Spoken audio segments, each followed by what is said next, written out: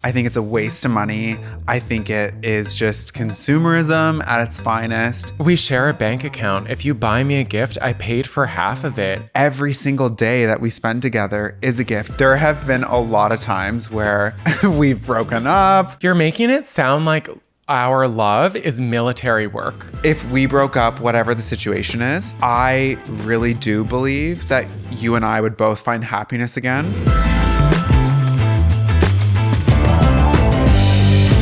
Welcome back to a very special episode of Tangents with Tyler and Todd, the love edition.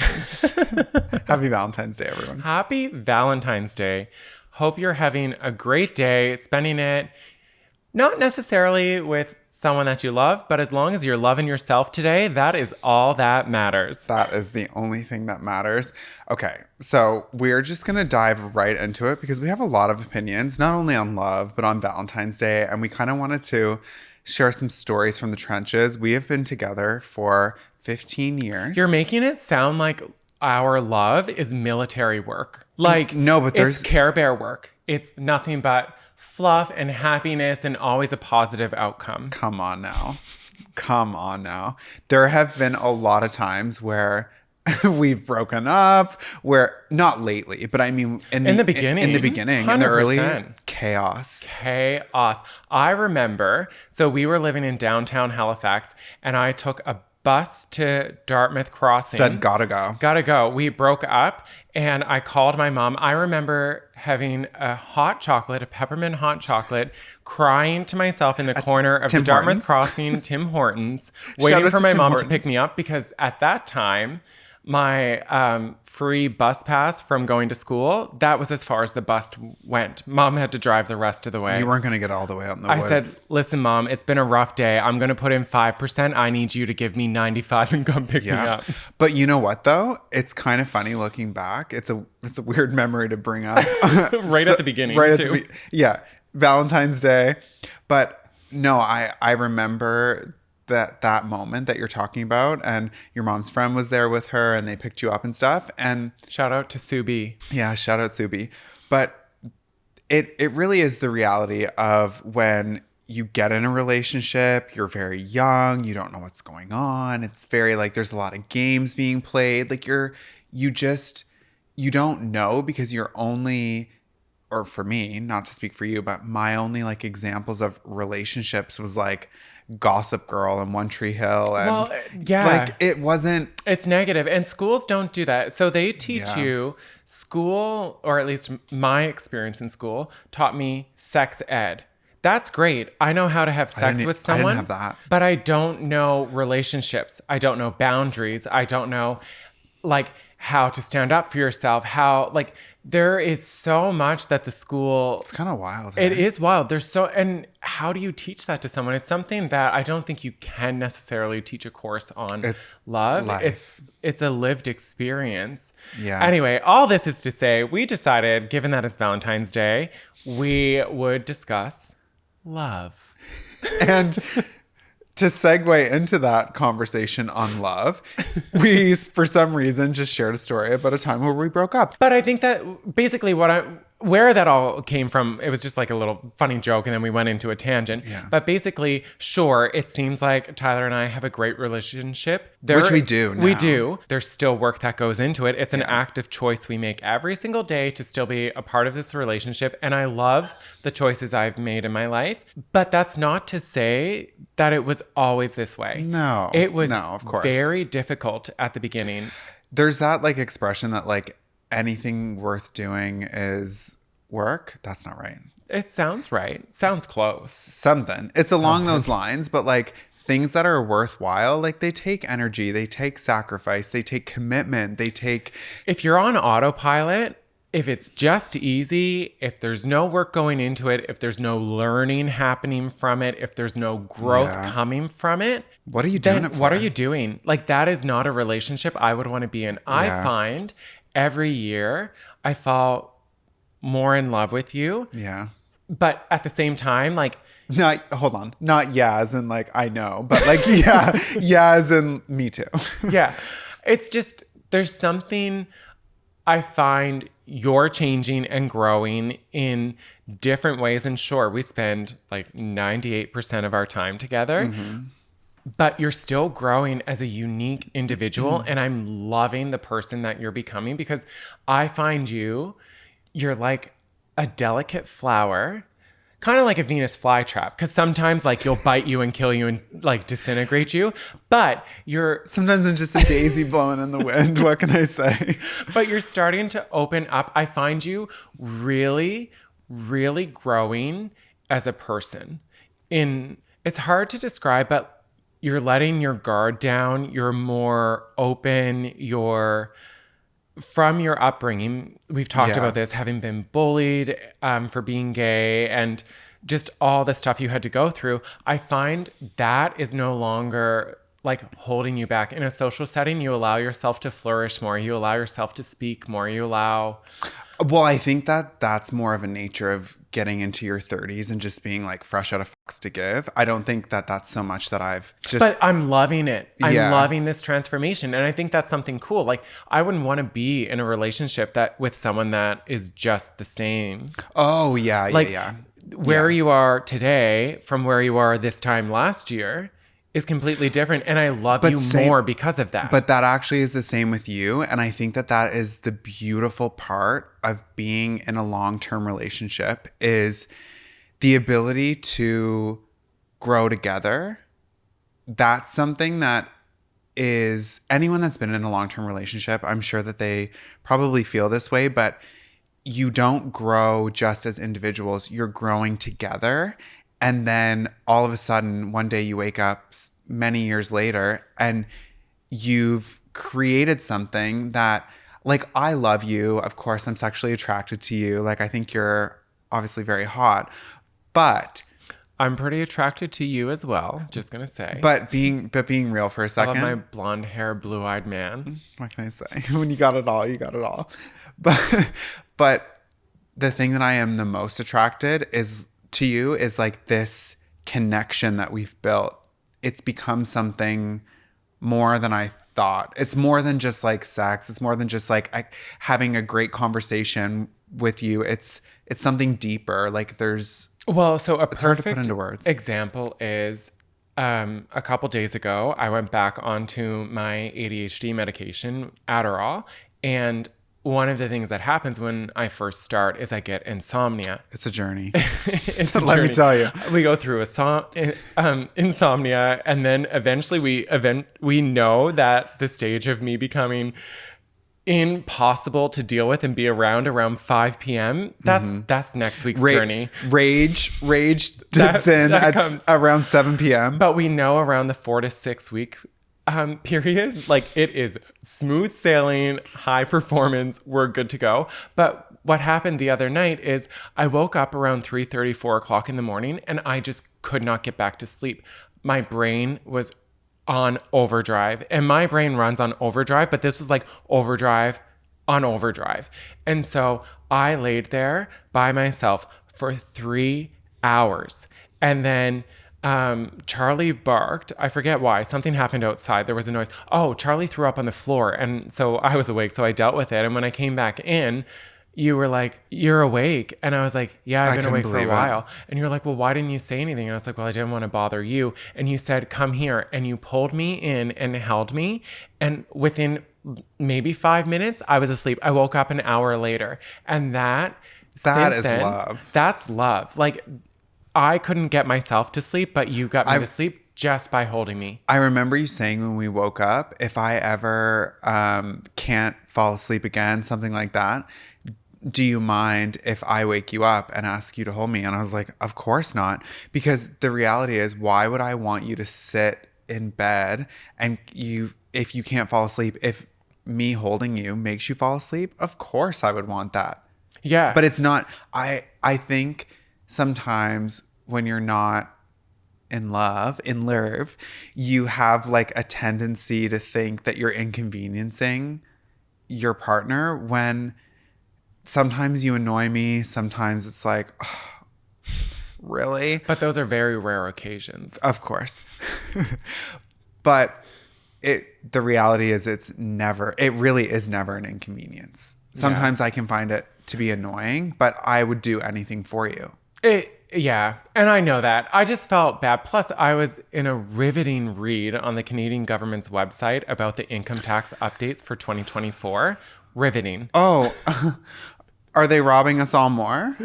That's for another podcast.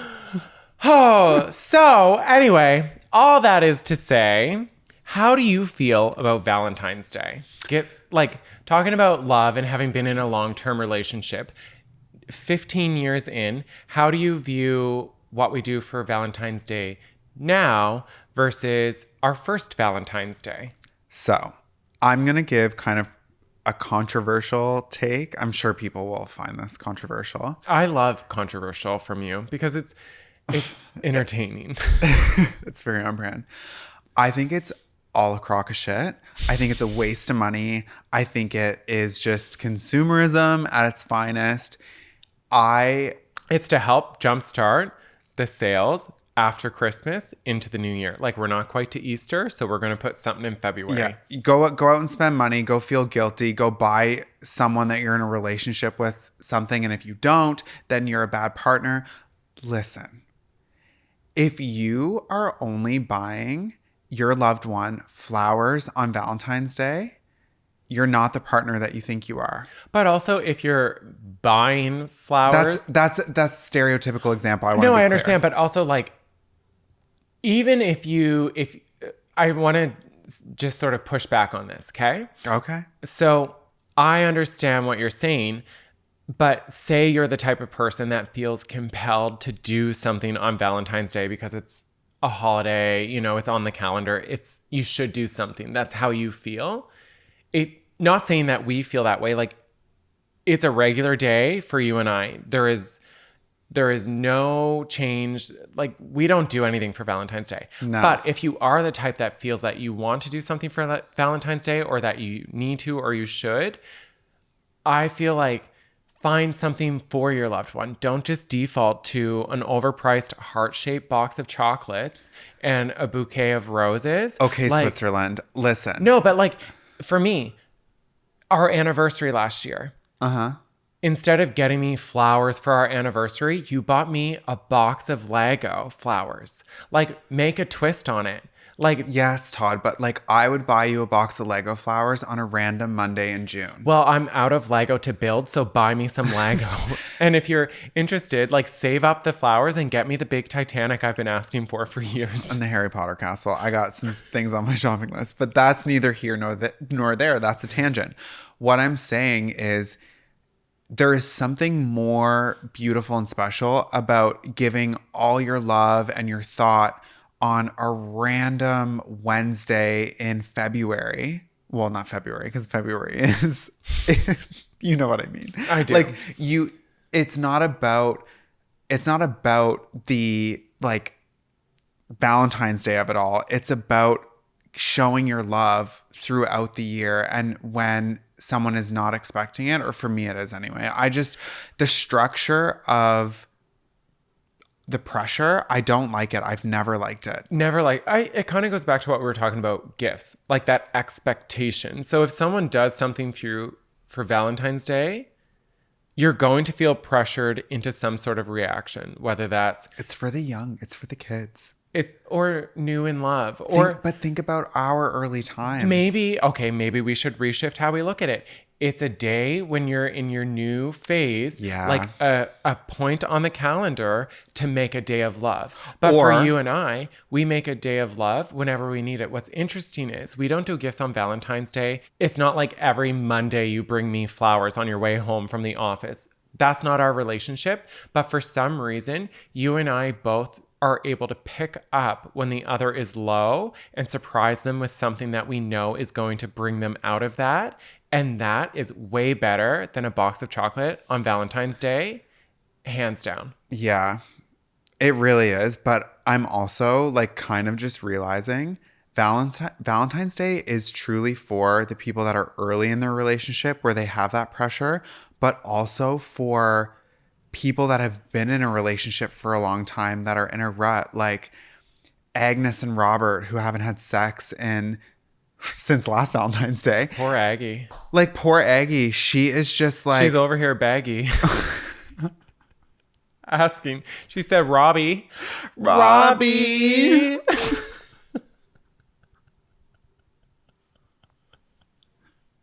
Hopefully Aggie gets it today. I hope Aggie got laid. Do you know what I mean, though? You can't make it this whole production where, oh, it's Valentine's Day, it needs to be a big special thing. Make every day special. But like the couple that does that consistently, the couple that's like the definition of the happiest couple. Oh my God, they're so in love. How many of those do we know that end up that they had a secret life elsewhere, or they break up randomly? Like, there's always the ones that are the hallmark couple consistently. Yeah. Don't trust them. Do not trust them. Yeah. I tend to agree. Like, if like, where sometimes when I'm like, I don't know about you, not you, but I was like, me, what did I do? But I mean, like, people, and then like a big scandal comes out. Makes sense. Yeah. You were overcompensating with the public facade. I gotta say, some of the tea time submissions, I'm losing trust. I'm losing trust in society. I'm reconsidering having kids because of some of the tea time submissions. I'm like, I just hope that Ange doesn't grow up to be like this, or to be in this situation, or to be like put in this situation. Yeah. Like, it's hard out in these streets. But I love them. Keep them coming. TylerandTodd.com/podcast. Give us all your tea. Yeah. Like, they really are entertaining, but like, jokes aside, I don't know. I get what you're saying though about it being new. So I felt that pressure. Our first Valentine's Day together, in Halifax, there's this hotel called the Lord Nelson. And at that time, it was one of the nicer hotels in the city. Mm-hmm. And so I booked, this should have spoke volumes about it, but it was still cute and it was on a budget. But they had this university students special where you could book a room for one night for like a discounted price. It was very cheap, like $99. Which was like unheard of for this hotel. Yeah. And so the room ended up making sense. It literally looked like Jack's room in Titanic, but it was so small. I still remember the pressure. So I had to go. I thought that was the best thing ever. But I'll give you my hot take later. I didn't have a credit card at the time. I had one that my parents gave me that was that like... makes sense, I guess. It was an extension of my mom's credit card, and it was for emergencies. Only. Mm. And so I wasn't going to be like, I wanted a hotel room to raw dog it, so I used the credit card just for the deposit. So I walked down... 911, Mom. So I took the bus and then walked to the hotel, and I used my debit card to put the deposit on the room. Because I booked it last minute. Like, let's be realistic. I booked it the 13th, and I splurged because I was like, I'm not coming back down here another day. So I booked the other night because they gave me it. So I went to the dollar store, and I got all those little battery candles because I didn't want to burn the place down. And then I got like the faux rose petals. I did the whole He did it up thing. Like what you would see on a TV show. And you didn't know. You only knew. I had no idea. This hotel is just down. It's on the same street as Park Lane Mall. I think they're technically in the same building. Yeah. It's like a mall that has... This is super specific. But those in Halifax, our Haligonians are going to know.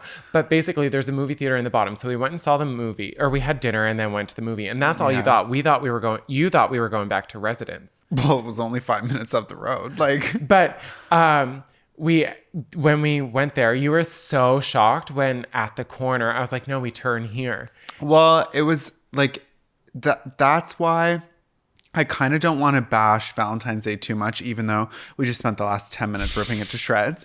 I will say, when you go all out for somebody like that on Valentine's Day, when they're totally not expecting it and you're new in your relationship, it does make you feel like you're in like a romantic comedy. I felt like that girl. For real.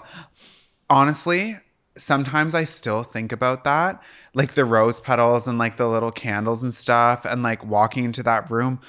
Keep in mind, I'm what, 18 years old. No one has ever done something like that for me. It was just, it was crazy. Yeah. Like it was really, I mean, we broke up a couple times after that, but but here we are today. But we raw dogged it in that hotel room that night. No, for real though. There was something really special. Like we can joke about it now, but it is something. It's a memory that I'll always have and hold on to. So maybe if you do something special but if you did something special for me now on Valentine's Day, I wouldn't care as much because you always do things like that for me. Because that's who you are. Yeah, I like to give people an experience. So even when I feel like every episode at some point we talk about the land, so I might as well get it out of the way now. But even when looking at the land, when you look at the dome, that was designed so that someone could come over and have an amazing experience. We could hang out all day, have a friend over for the afternoon, you know? But when you want your alone time, you don't feel like you're set in a room. I just like to give people a really positive experience and like a break from the realities of the world, because I feel like a lot of people shelter me from the realities of the world to allow me to like have that experience all the time. You know, but I think that comes from how we view the world. I want to kind of address the elephant in the room. Yes, we are having a glass of red wine on Valentine's Day. Okay. A glass. A glass. But one and done. We have one, and then we have a glass of water and go to bed. That's it. That's our night. No, for real. I know that this sounds probably like maybe a little deep, but you and I are 78 and 79 at heart. We have if I'm being 79 because I'm the older one, like 78 was obviously you. If you're calling me 79, you're like 109. Okay, like you are so much more mature and like I just wiser than me. Like you've aged way more. Yeah. I don't want to say that like I have it all figured out, because like I'm always growing every day. Like I'm learning something more and new about myself. But I do really believe that at the end of your life, you only have the memories that you've been lucky enough to accumulate along the way. Money doesn't matter. Things don't matter. Really nothing matters except the experiences that you've had. And you and I have always been on that vibe. From Life's a journey. Life is a journey. Like using our wedding money and not buying things, but going on experiences. Like even things, I find my parents are just coming around to it now, but like for the longest time at the land, they didn't understand our mentality of it'll get done. We were stressed out beyond stressed, but like it'll get done. Like that it'll work out. We something's going to happen. We don't know when. We don't know how. It's going to get done. So like, let's not talk about it. Let's move on. Let's put it in a box and we're going to put it neatly on the shelf. This shelf is called things to do, and we'll pull that box down to deal with it when we're ready. Like we've always had that approach of like things will figure themselves out. We have limited control. I mean, we do have control over our fate and where we're going. But at the same time, there is a universe that is moving. You and I have complete control of our life. Everyone else has complete. We have control over nothing. No, but like what I'm saying is people are making decisions and controlling their life to the amount that everyone can. But when the person next to you starts to make decisions and control their life, that has a ripple effect on the universe. And that then has an impact on you. So The best thing. Did you just smoke a joint and watch The Butterfly Effect? Like, where is this going? It basically, this is why, like, so I don't believe in like a God. I just believe in a force out there. And like everyone is doing, I believe, the best that they can. Not everyone is, but it's just things are going to happen. Things are going to work out the way that they're supposed to. So stop stressing over it. Yeah, I do agree. Like, you don't need to sit here and fret. Sure, there are days that I was sitting here fretting because I did not know where you were going with that. Obviously, it happens situational, but what I'm saying is there are so many people that get so caught up and lose so much time. You'll focus on one stress point for so long, when in the grand scheme of things, that stress point, when you actually come to it and accomplish it, was such a minute amount of time in the overall picture versus the amount of time that you lost fretting over it. Yeah, this is really deep. We're off of Valentine's Day. Yeah, but I think at the end of the day, when you are like breathing your last few breaths, you're gonna ask, did I live a life that had love? Did I give love? Did I receive love? And everything else, it doesn't really matter. I don't think. I don't think so either. But keeping that in mind, I know it's difficult to do, but you and I, we've known that for a while. And I think we've always been intentional in thinking about that. Even when we have our bad moments, when we have our fights, when we're down in the dumps, like we were fighting earlier today. We were not having a great day. Not a good day. We just were like, could have been the Adderall. We don't know, but we're not going to blame me. It's anyone's fault at this point. Todd calls it being fuddy-duddies. It's like when we're being fuddy-duddies when we're bumping heads, but we bump heads. But I think even when we're bumping heads, we both know it's temporary. Do you know what? It's interesting. So I often think this is how I get through fights. So there's obviously, I love you. I love the positive traits. But at the same time, there are negatives about you. Like what? But I still love that. And when you're driving me crazy, what actually grounds me in a fight, and I will admit, I'm not the type to admit I'm wrong. When I'm admitting I'm wrong, it's when I'm moving on. And that's like my love language. My love language is like sign language, and I'm signaling to you we're moving on. You have a lot of competing. I'm going to let you finish, but I want to say you have a lot of competing love languages. Like as if you don't. Physical touch.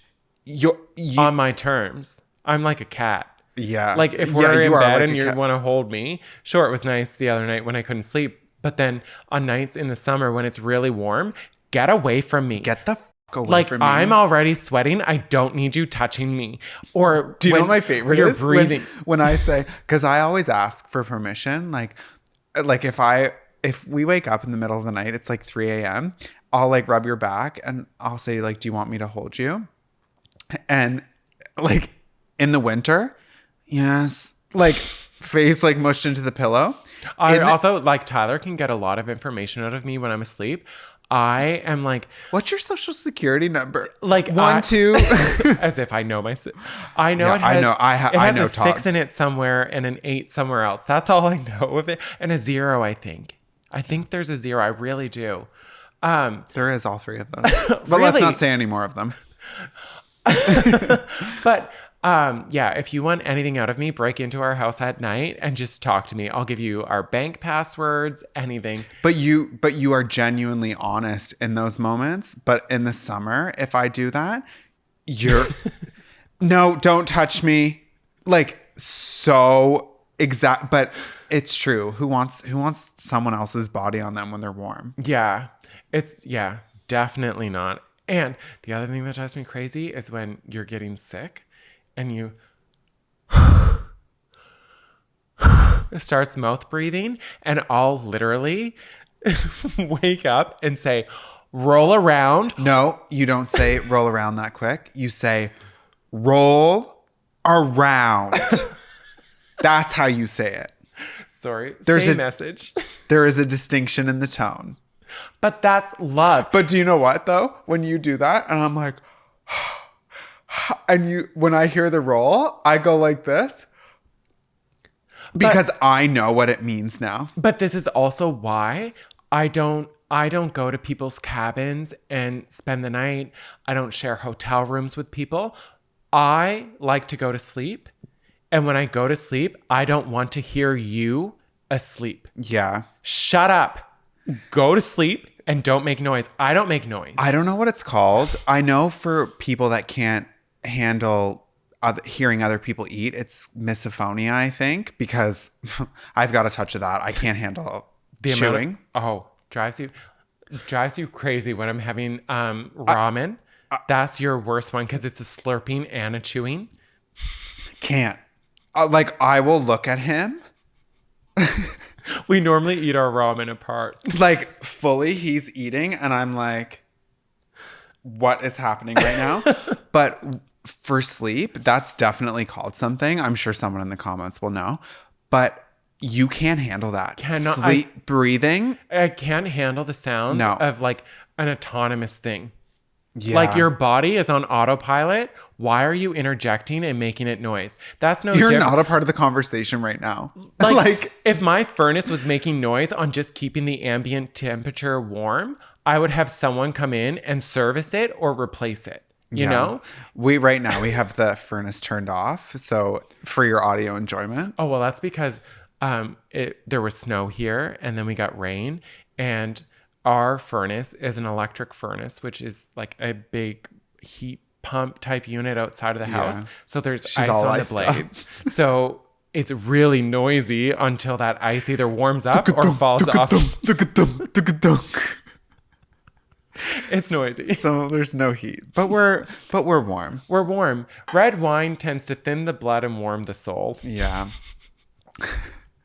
Also, we indulge in red wine season from like middle of January to March because I find it's the best time to enjoy it. I'm not going to drink.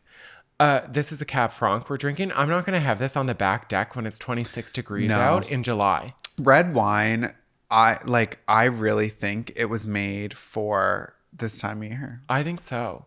All right, enough about our love of wine. Let's talk about love languages. Oh, love it. Okay, so question for you. What would you say is my first and Number one? First and first second. and second?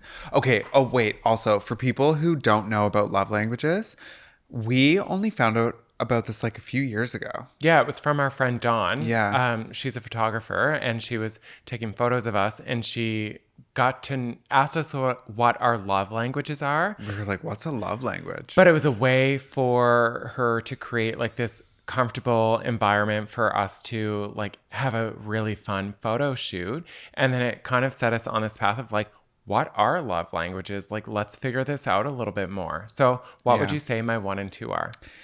Definitely physical touch. We should explain what love language is. Like, I only know the ones that apply to us. I have a small attention span. I can't pay attention to the ones that I don't need to know about. Words of affirmation, physical touch, gifts. Yeah. Words of affirmation. Okay. This is like, I feel like we're in couples counseling now. Words of affirmation, physical touch, gifts, time. Quality time. Yeah. Quality time. And there's a 5th, isn't there? Yes. Fun.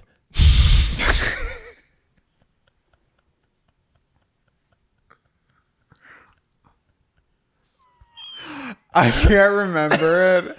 And you know what? My tendency right now is to leave my phone.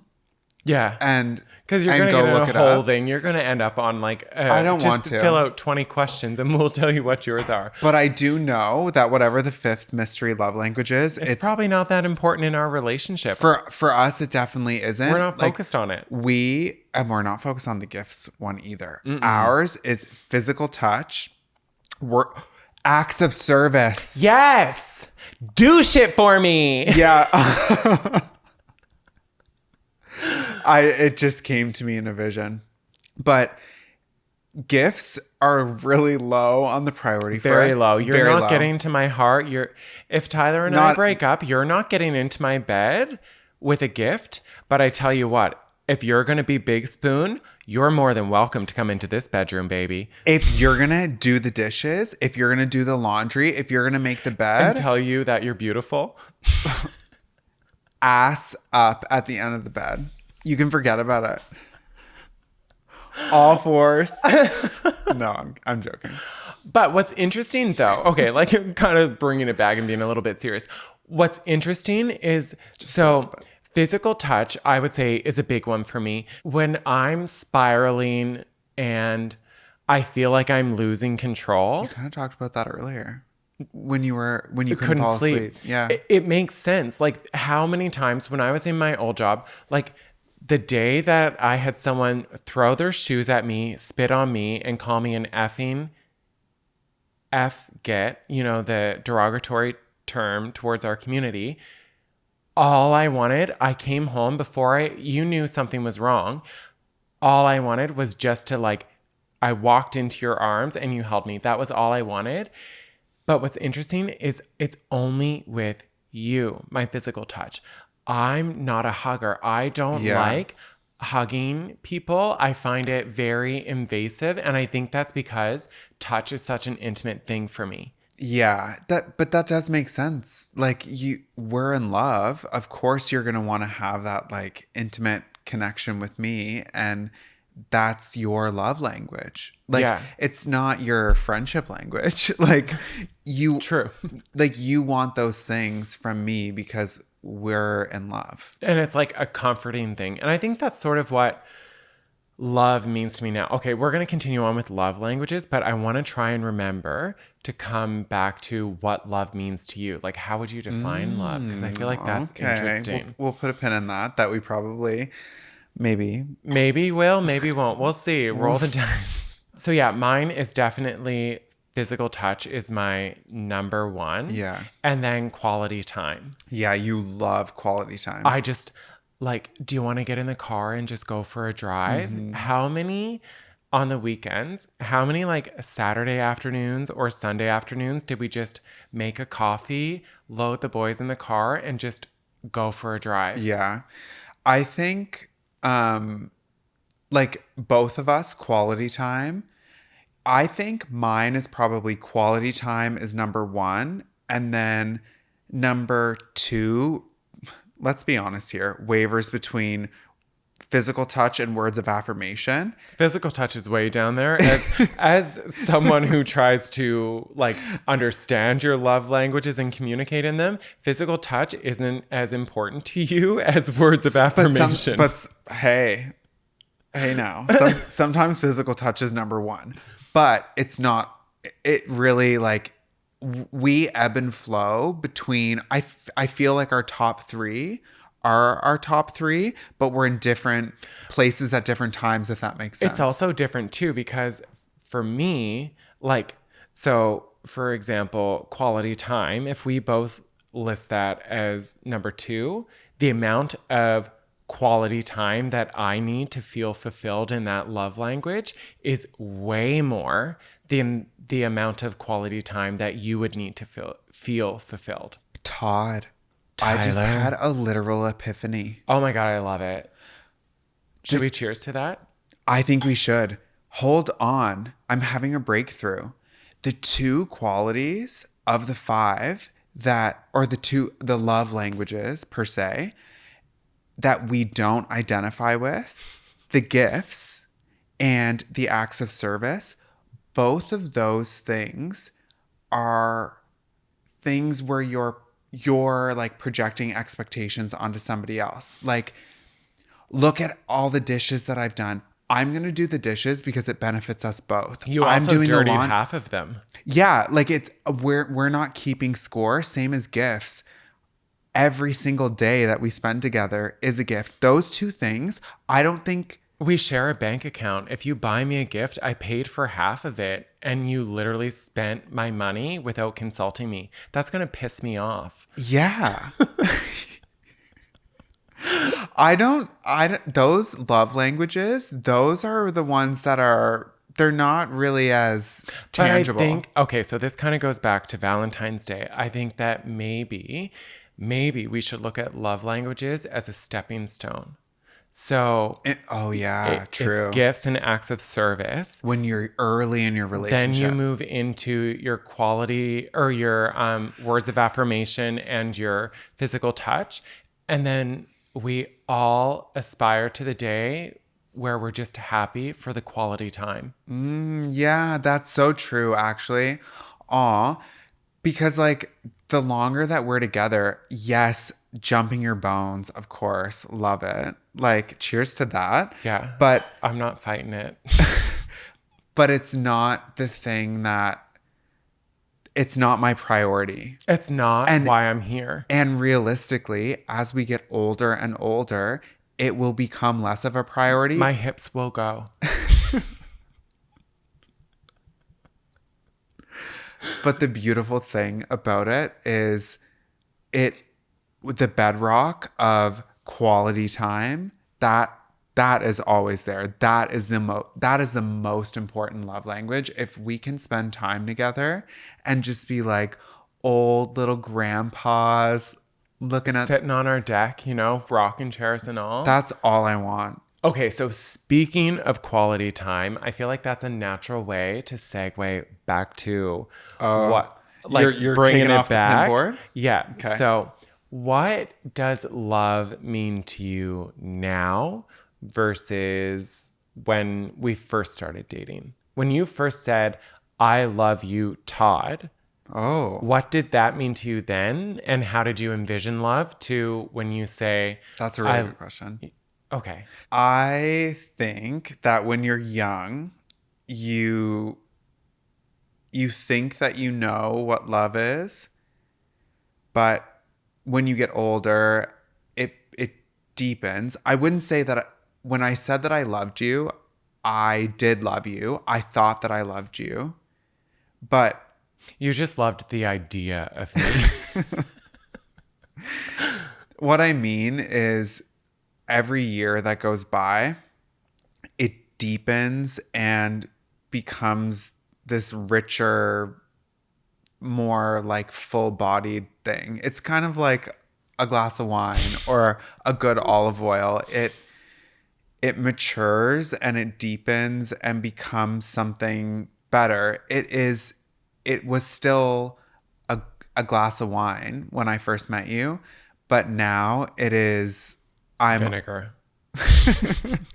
Piss. No.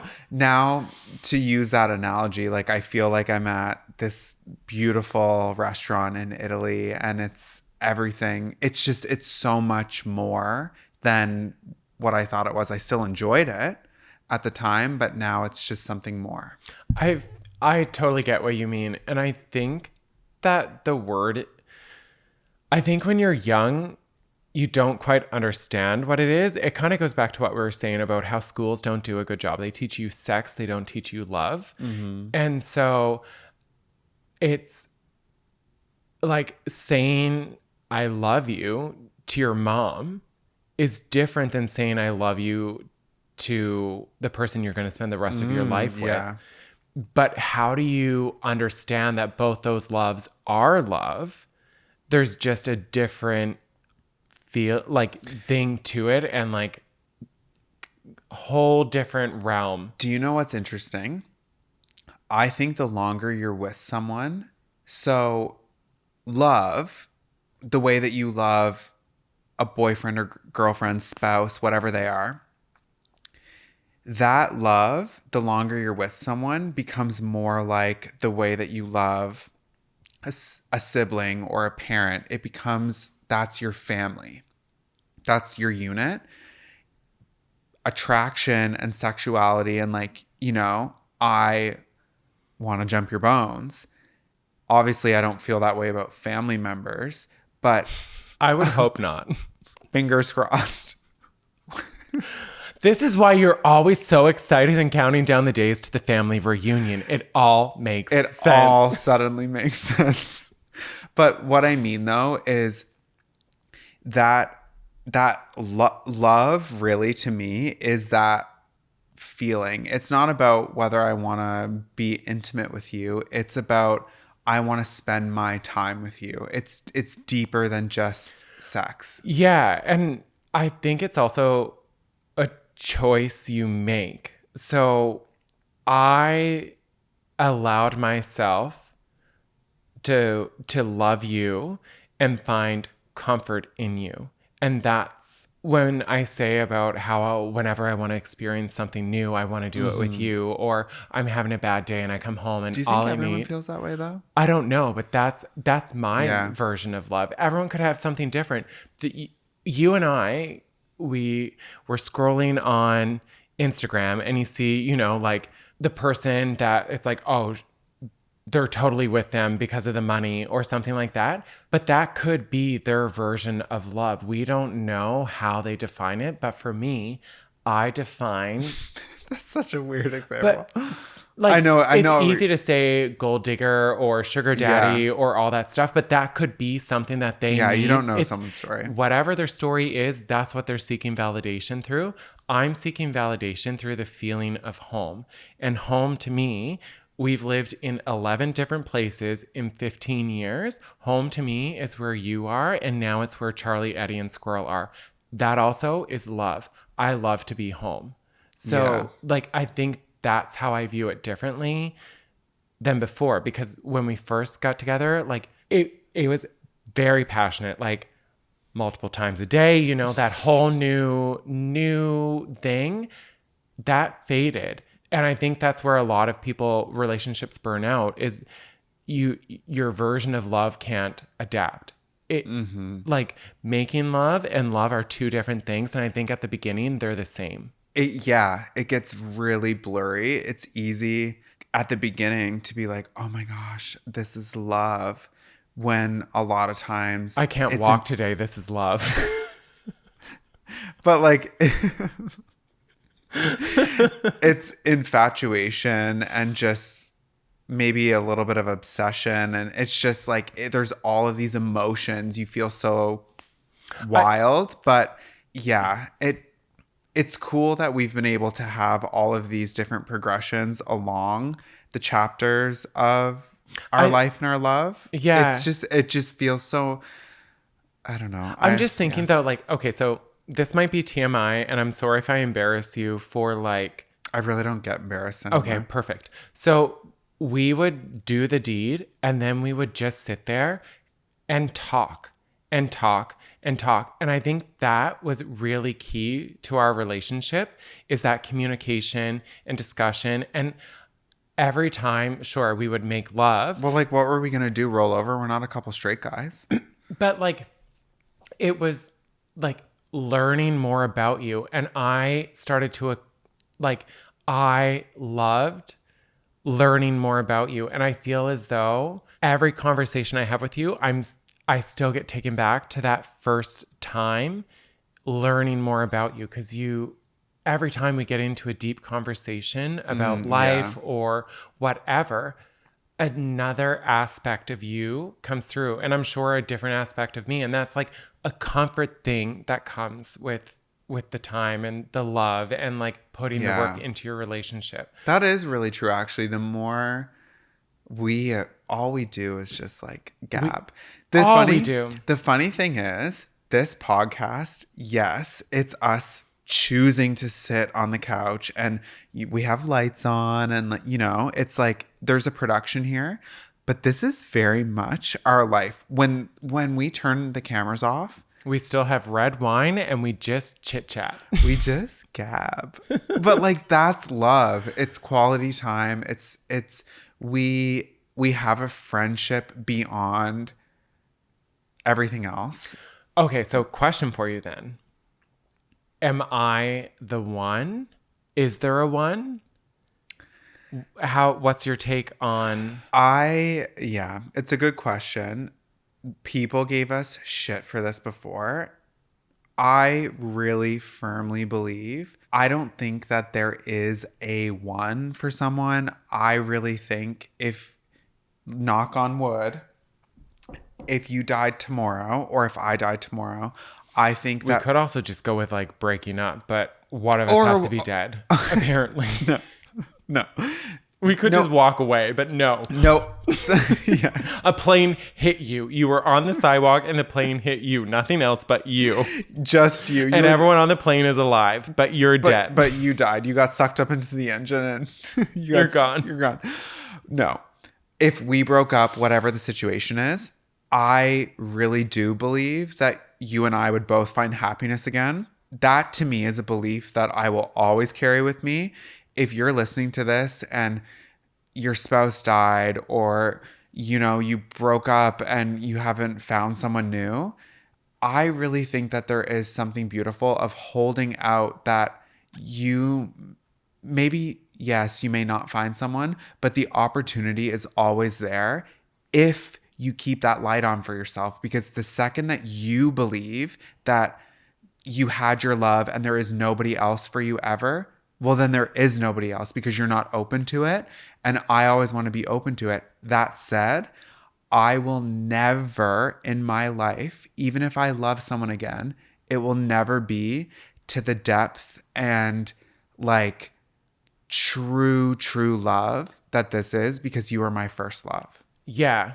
I think a first love hits different, but I totally agree. And I feel as though if I were to, you and I are fortunate we've grown as individuals, but as a couple, we've grown in the same direction, which also is in a positive direction of us growing individually. It's all been a harmonious growth, like positive, you know? I want to say, this is the red wine that I can feel myself welling up. Give me your hand, you little smuts.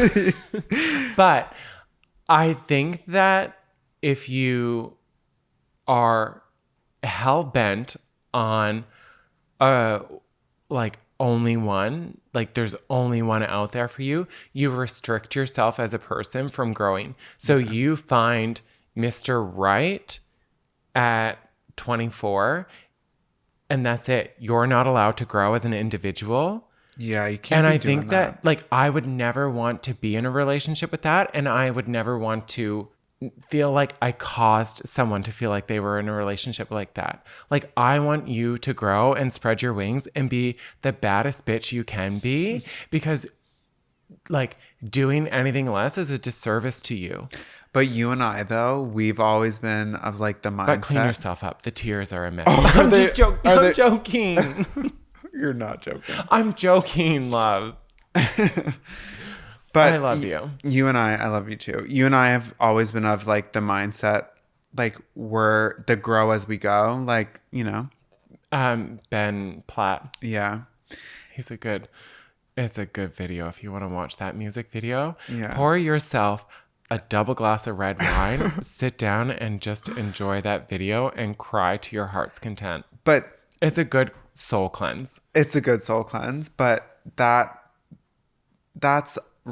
been our vibe for as long as we've been together. We don't have it figured out. We have shitty days. We fight. It's not every day is perfect, but we're making the choice to grow together, and that really that's what love is. I want to say something though. Like we say we fight. So we fight less than anyone else I know, but we do bicker. What I find, we bicker a lot, but the thing is, like, that's our love language. Maybe we've created a sixth that is unique to us, but it's like cut through the bullshit and call a spade a spade. Like, I don't have time to weed through your subliminal messages and beating around the bush. Like, if I feel you being a fuddy-duddy, I'm going to be like, what's going on? You're being a cunt. Like, I call it as it is. Like, let's get to it. Also, I'm pretty sure that this is like not a thing that's allowed now about not going to bed mad. Apparently that's like a bad thing. You should be okay with your partner going to bed and then you resume it the next day because you're respecting their space and all of that. Not that we like come crash in each other's room and get angry and like all of that if we're in a fight, but you and I have a principle. We never go to bed mad. But it's also like... But that's always worked for us. It works for us. I don't want to put that pressure on someone else's relationship because that may not be how they process. That may not be how they deal. But you and I both, we live a fast life. Like we have a lot of balls in the air and we need to make decisions. We can't allow those balls to start falling because we're caught up in something emotional. A lot of fights are an emotional thing. There's like, let's cut through that and get to the rational and figure out a way forward. Like we don't have time to waste on it. Do you know what I mean? Yeah. And I think that maybe that's an extra love language we've like created, but you and I, maybe that's why I love you so much and why it will never be the same. But we speak so... We can have a whole conversation with each other by just looking and moving our facial muscles around. Yeah. Like in social settings, I can totally tell. You can be having a conversation with someone. I'll make eye contact with you. You'll adjust your face in a way to let me know how the conversation is going, if I should come in or not. Like if you are about ready to leave. I love that. Like Navy SEALs got nothing on our communication You could see skills. my two little peeps from 500 clicks away. And I know what you mean. Yeah. I don't need night vision. I can see it. It's so true. But I love that. Yeah. But I also am not going to hold myself that, and I hope it doesn't happen, but if we grow in different directions, I'm not going to hold myself to the happiness that I felt now. I need to adjust my definition of happiness and feel that love. Like you wouldn't wall off the potential that you could find happiness again. You don't necessarily need to compare how you feel now. I can appreciate what I have and understand the respect that I have in a relationship with you, but then appreciate the quirks and uniqueness of my next partner. The same as like your quirks and uniqueness are so different than mine. In theory. I mean, you're never going to find all this, so. I hope I never have to go searching. I hope Like, you don't either. Don't get sucked into a plane engine. Fingers crossed. I mean, that's the only circumstances that we're not going to be together. I don't mean to get like sappy, but I love you. I love you too. I didn't mean to just burp then, but it's the red wine. I get red wine burps. I'm really gaseous on my red wine. All right. On that note, is it time for tea time? Sure.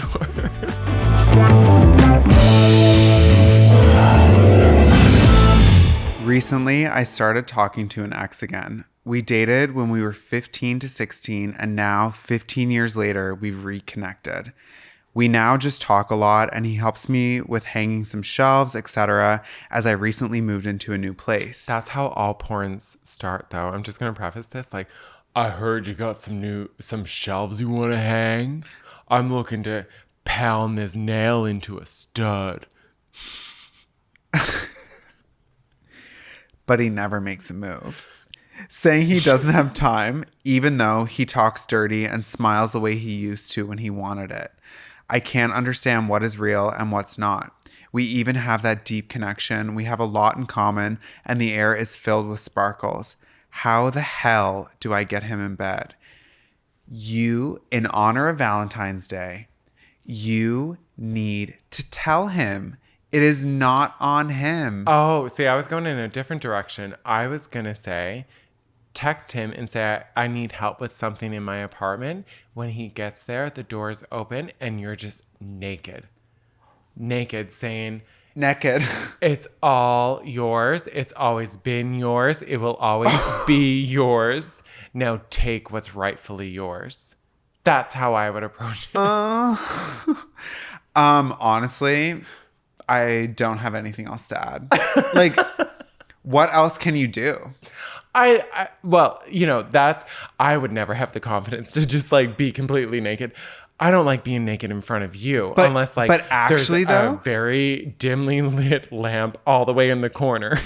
Like, you know. But that actually, seriously, can you imagine No. So what I would do, in all honesty, is I wouldn't put necessarily pressure on saying I'm inviting him over, I'm having our favorite meal, and I'm going to talk about the feelings. I would find a natural way. If you feel this connection and that this magic is happening in that moment, ask him.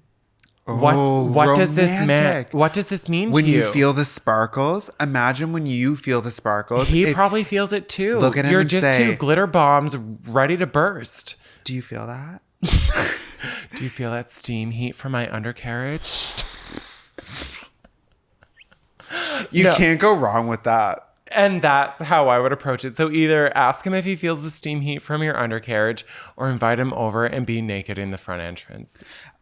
Yeah. I mean, you could do either of those, but when you feel the sparkles, I would ask him, do you feel the sparkles? I would. I wouldn't say sparkles. Keep it natural. Not the She said it was sparkles. I know, but just like when the moment feels right, it's probably right. So communicate. I feel like that's our answer to everything, but maybe we just have amazing communication skills. Communicate. Talk to him. If you asked me when I was feeling butterflies for you. But they're 32 and 33 now. Todd, they dated when they were 15 and 16. I get that. But now that you're in your 30s, cut to the chase. Like when you feel like it's that. Yeah, that sparkle, we don't have time to waste. Like the clock is ticking. And it's speeding up. So, like, I would just, when it feels right, ask him. And you'll know the natural way to ask him. Maybe it's saying, do you want to go get a drink or dinner? Or maybe... Or naked in the front entrance. Or maybe it's, what does this mean to you? Like, what do I mean to you? You'll know the right thing to say to him at the right moment if you allow yourself to not only feel that but respond when you feel it. Yeah, I love the idea of. Yeah, but you love soap operas. You love reality TV. No, like I don't. You don't. I don't. You don't. Tyler doesn't. I do not. Well, hopefully that helped, but in all seriousness, it probably didn't. But no, it's Valentine's Day. If you were with him when you were 15 and 16 and you have this opportunity again, it's too cute to not pass up. It also sounds like a Hallmark love story, and I'm a sucker for those movies. So just go. Just go for it. Like, go save your families in and take him with you. Hopefully this was helpful, and we're going to go enjoy our Valentine's Day. I'm going to go meet Tyler in the front entrance, as discussed earlier. Have a lovely week. Cheers. Cheers. To love. Love. We'll see you next Wednesday. Bye. Bye.